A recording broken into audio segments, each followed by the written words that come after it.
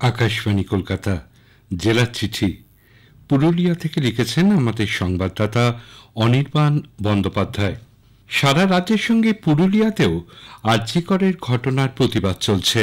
প্রায় প্রতিদিনই চিকিৎসক সহ বিভিন্ন সংগঠনের তরফ থেকে যেমন হচ্ছে প্রতিবাদ, তেমনি স্বতঃস্ফূর্তভাবে পথে নামতে দেখা গেছে সাধারণ মানুষজনদের। পথে নেমেছেন জেলার সাংবাদিকরাও। পুরুলিয়া জেলার সদর সহ বিভিন্ন জায়গায় গভীর রাতে পথে নেমে প্রতিবাদে সামিল হন মহিলারা। চলতি মাসের 4 তারিখ ধর্ষণের বিরুদ্ধে পথনাটিকা এবং সাংস্কৃতিক অনুষ্ঠান করে আর্জিকরের ঘটনার প্রতিবাদ জানান পুরুলিয়া গভর্নমেন্ট মেডিকেল কলেজ ও হাসপাতালের ডাক্তারি পড়ুয়ারা। পুরুলিয়া শহরের ট্যাক্সি স্ট্যান্ডে এই প্রতিবাদ কর্মসূচিতে ডাক্তারি ছাত্রছাত্রীদের পাশে দাঁড়িয়েছিলেন পুরুলিয়া গভর্নমেন্ট মেডিকেল কলেজ ও হাসপাতালের প্রিন্সিপাল সব্যসাচী দাস সহ অন্যান্য অধ্যাপক অধ্যাপিকারাও। এদিনই আবার একই দাবিতে মানবাজারে পথে নামেন দৃষ্টিহীন ও দিব্যাঙ্গরা। তারা মানবাজার শহরের একাংশ পরিক্রমাও করেন। ব্যানার প্ল্যাকার্ড নিয়ে পথে নামেন নিস্তারিণী মহিলা মহাবিদ্যালয়ের ছাত্রীরা। রবিবার গভীর রাতে জেলার বিভিন্ন জায়গায় মহিলারা হাতে মোমবাতি নিয়ে দোষীদের দ্রুত বিচারের দাবিতে রাত্রি জাগরণও করেন। 106 বছর বয়সে প্রয়াত হলেন স্বাধীনতা সংগ্রামী ভবানী মাহাতো। গত 30 আগস্ট গভীর রাতে পুরুলিয়ার মানবাজারের চেপুয়া গ্রামে নিজ বাসভবনে শেষ নিঃশ্বাস ত্যাগ করেন তিনি। স্বাধীনতা সংগ্রামে যুক্ত পরিবারের গৃহবধূ হয়ে আসার পর থেকে তিনি নিজেও জড়িয়ে পড়েন দেশকে শৃঙ্খল মুক্ত করতে। স্বামী বৈদ্যনাথ মাহাতো স্বাধীনতা সংগ্রামে সক্রিয়ভাবে অংশগ্রহণ করেন। তার সঙ্গে যোগ দেন ভবানী দেবীও। মহিলাদের তিনি দেশের জন্য সংগ্রামের বার্তা দেন।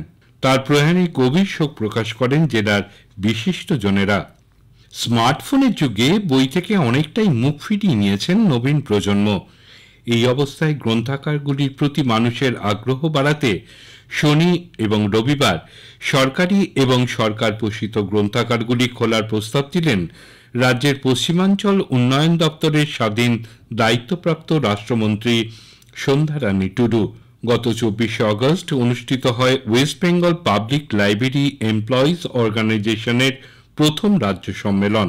পুরুলিয়ার অযোধ্যা পাহাড়ে অনুষ্ঠিত এই সম্মেলনেই গ্রন্থাগার কর্মীদের কাছে এই প্রস্তাব দেন মন্ত্রী তথা মানবাজারের বিধায়ক সন্ধ্যারানী টুডু। এ নিয়ে তিনি রাজ্যের গ্রন্থাগার মন্ত্রী সিদ্দিকুল্লাহ চৌধুরীকেও অনুরোধ করবেন বলে জানান। সংগঠনের রাজ্য সম্পাদক অভিজিৎ চৌধুরী এই প্রস্তাবকে সমর্থন করে বলেন, গ্রন্থাগার এখনও জ্ঞানের সবথেকে বড় ভাণ্ডার। শনি এবং রবিবার লাইব্রেরি খোলা থাকলে বহু মানুষ ছুটির দিন গ্রন্থাগারে আসতে পারেন। এতে বিশেষ করে জঙ্গলমহলের শিক্ষারও উন্নতি হবে। ঐরাবত কুলকে মানব বসতি থেকে দূরে রাখতে দারুণ কাজ দিচ্ছে বন দপ্তরের নতুন যন্ত্র গজশস্ত্র। দূর থেকে দেখলে মনে হয় যেন একটা রকেট লঞ্চার। সাদা রঙের এই জিনিসটিকে দেখেই এখন রণে ভঙ্গ দিচ্ছে পুরুলিয়ার ঐরাবত কুল। বাগমুন্ডি ও ঝালদা বনাঞ্চলের জঙ্গলে জঙ্গলে কাঁধে এই জিনিসটি নিয়ে ঘুরে বেড়াচ্ছেন বনকর্মীরা। লোকালয়ের দিকে হাতির দল পা বাড়ালেই প্রচণ্ড আওয়াজের সঙ্গে আগুনের ঝলকানি বার হচ্ছে গজশস্ত্র থেকে। তাতেই গভীর জঙ্গলে ঢুকে পড়ছে দলমার দাঁতালরা। প্রায় সারা বছরই মূলত পুরুলিয়া ডিভিশনে হাতির উপদ্রব দেখতে পাওয়া যায়।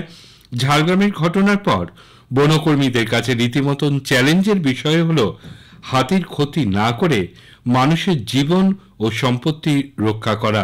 পুরুলিয়া বন বিভাগের তরফে গজশস্ত্রকেই বিকল্প হিসেবে ধরা হচ্ছে।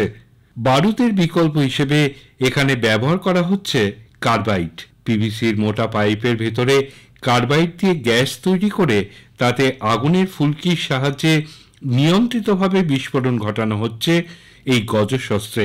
বিস্ফোরণ ঘটার সময় প্রচণ্ড শব্দেরও সৃষ্টি হয়। এর ব্যবহার কার্যকরী হয়েছে জানিয়ে পুরুলিয়া বন বিভাগের ডিএফও অঞ্জন গুহ বলেন, এতে হাতির কাছে যাওয়ারও দরকার পড়ছে না।